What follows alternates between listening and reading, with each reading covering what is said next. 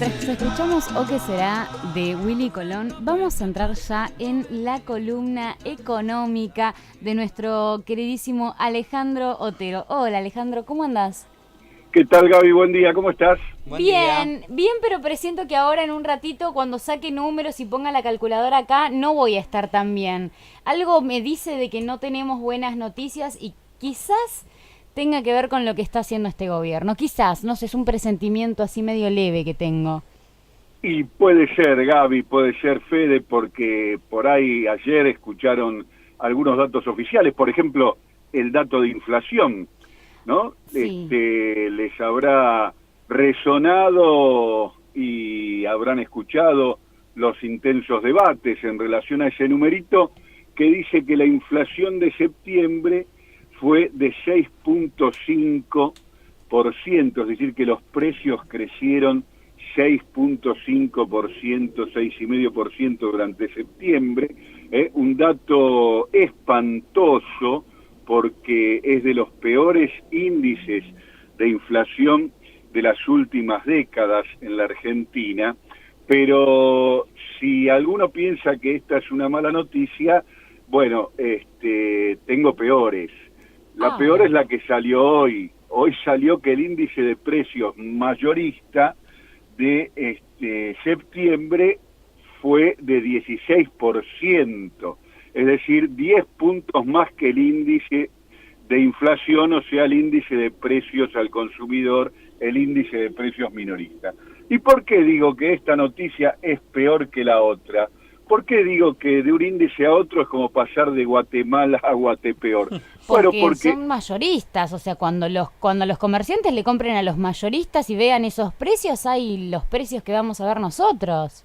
claro, porque es como que los precios mayoristas anticipan lo que va a pasar con los precios minoristas, vienen con cierto rezago los precios mayoristas respecto de lo que sucede en la góndola. Entonces, ¿qué está marcando este índice? Está marcando que la inflación del mes que viene va a ser por lo menos tan mala que como lo fue la de septiembre, y se va a sumar a lo que es este índice de inflación del 32%, ya más del 32% en lo que va del año. Pregúntese cada uno de ustedes si recuperó salarios, si tuvo incrementos salariales este año por el 32%, y si no lo tuvo o lo tuvo en parte, ya puede hacer la cuenta simple de cuánto lleva perdido en términos de capacidad de consumo. Y la interanual, septiembre contra septiembre, supera el 40%. De nuevo, invito a la audiencia y a cada uno de nosotros a hacer el calculito de cuánto fue el incremento de sus ingresos en el año.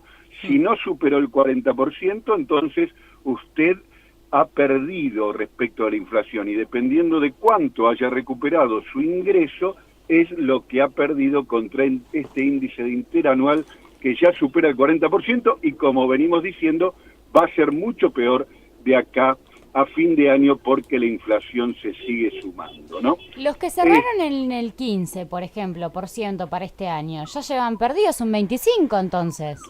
Claro, exactamente, sí, efectivamente, esa es la situación.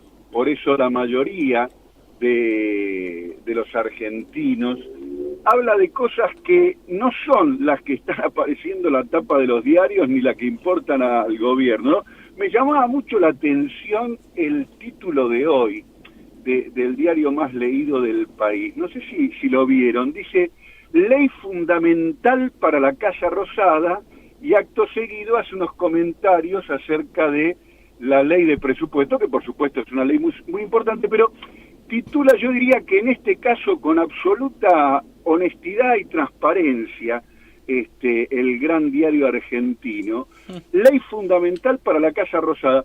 Uno podría leer en esto que es una ley que le importa mucho al gobierno, pero que no le importa a nadie. Es decir, que no es una ley que importe a la gente, porque siendo fundamental no habla de lo que le interesa a la gente. ¿Qué quiero decir?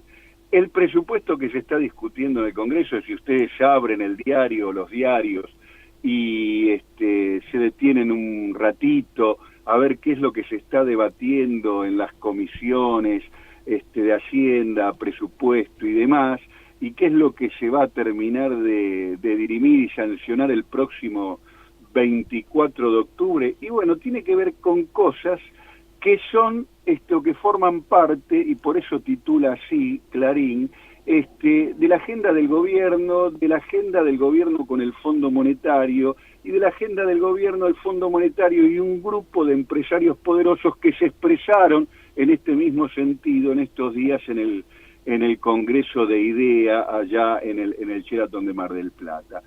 Son cuestiones que tienen que ver con el déficit cero, cómo mantener las cuentas públicas en equilibrio para tener más resto para pagar la deuda externa.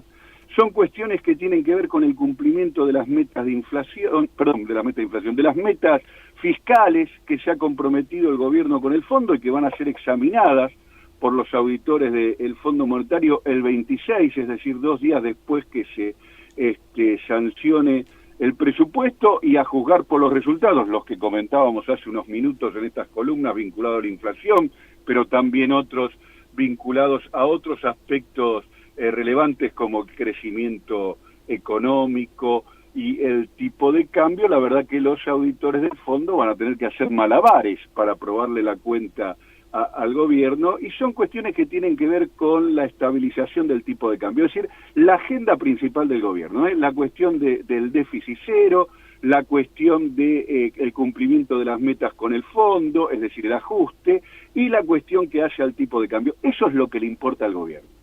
Las otras cuestiones, las que tienen que ver con una economía que está paralizada y en recesión, es decir, donde no crece la producción, donde empeora el empleo, donde se pierde capacidad de consumo y volumen y dinamismo económico, una economía que está tiroteada por un ritmo de inflación que ya va recordando las peores épocas de la Argentina, una economía donde el endeudamiento está estableciendo un yugo muy pesado para cualquier política que se permita o que se plantee volver hacia un sendero de atención de los intereses populares, una economía que tiene una tasa de interés superior al 70%, es decir, una economía inviable. Esas cuestiones que son las que interesan y afectan a la mayoría en la agenda del gobierno y se nota en el debate presupuestario, no son siquiera tema.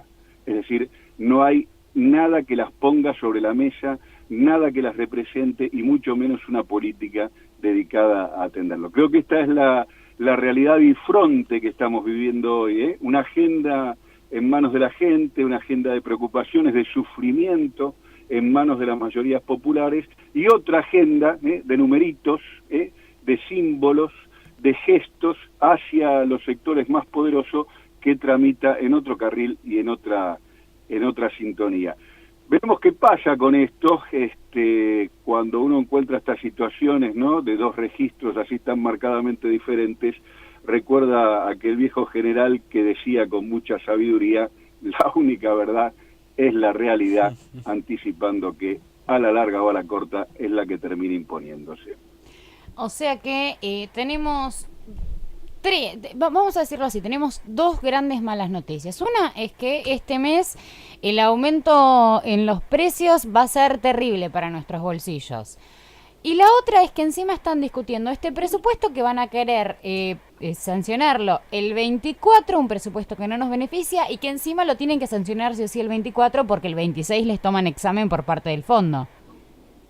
Exactamente, y la verdad que quieren hacérsela fácil a los examinadores, pero, insisto, dada la realidad, la mesa examinadora, los que están del lado del profesor, la tienen bastante difícil, cualquiera sea la bolilla que salga del bolillero, la bolilla 1, la 4, la 11, el gobierno va a tener muchas dificultades para rendirla bien, porque la realidad está mostrando que lo que se ha comprometido a cumplir le está resultando más que difícil lograrlo. Bueno, Alejandro, yo tenía ese presentimiento y fue real, ¿no? Estoy como un poquito más tensa en este momento por la economía. Casi que agarro la billetera y la pongo bajo 3 candados en este momento. No tiene mucho sentido porque no tiene demasiado adentro, pero igual. Pero mirá, justamente, la billetera no tiene demasiado adentro, la heladera se usa cada vez menos, no solo porque la electricidad está muy cara, sino también porque hay cada vez menos para guardar allí dentro. Pero si tenés algo en la billetera, dada la inflación, lo peor que podés hacer es meterla bajo 3 candados. Gastalo, porque si la metés bajo 3 candados, cuando vuelvas a abrir los candados, ese dinero vale menos y vas a poder comprar menos. Así que si te quedas con la billetera, compra algo que te sirva, que puedas almacenar y disfrutar, porque el dinero guardarlo bajo 3 candados en este contexto no tiene ningún sentido. No es una buena medida. Y entonces, ¿qué puedo hacer? A ver, ¿qué consejo nos das en este momento? Y en este momento, insisto, lo mejor que usted puede hacer es comprarse lo que necesite en este contexto de inflación. Bueno, yo tengo uno más, y es empezar a pensar cómo se va a votar en el 2019. Pero eso ni hablar, ni hablar. Pasa que hay que Pero llegar. Sí, hay Para que votar llegar, hay que llegar.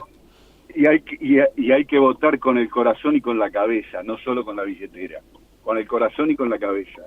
Exactamente. Bueno, Alejandro, muchísimas gracias. A ustedes buenos días y buen fin de semana. Buen Abrazo, fin de igualmente. semana. Estamos recién en la columna económica con Alejandro Otero. Alejandro Otero.